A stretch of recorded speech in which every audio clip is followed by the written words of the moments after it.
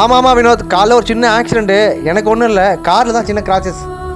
அண்ணே என்ன ஆக்சிடென்ட்னு அசால்ட்டாக சொல்கிறீங்க? உங்களுக்கு எதுவும் ஆகலைல்ல? அதெல்லாம் எனக்கு ஒன்றும் ஆகலை. ஹாஸ்பிட்டல் எதுவும் போனா சொல்லுங்கண்ணே. ஓகே தான். உள்ளே இருக்க ஐடாலி பாக்ஸ் மொத்தம் ஒன்று எடுத்து வெளியே வை. சரிங்கண்ணே.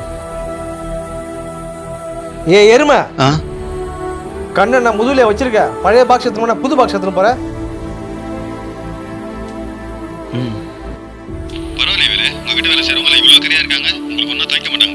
ஆமாம், இவன் மட்டும் இல்லை, கம்பெனியில் வேலை செய்றவங்க எல்லாருமே நம்ம மேலே பயபக்தியாக தான் இருப்பாங்க.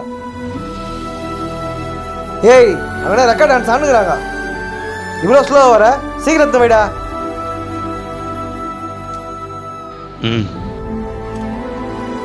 சொல்லுங்க வினோத். இவனுங்களாம் இப்படி மிரட்டி வேலை வாங்கினாதான் நம்ம மேலே பயம் இருக்கும். அப்பதான் நம்ம மேலே பயபக்தியை வேலை செய்வாங்க வினோத். என்ன திமிரா? பாக்ஸ் ஏன் தூக்கி போற? போதும் நிறுத்துங்கண்ணே.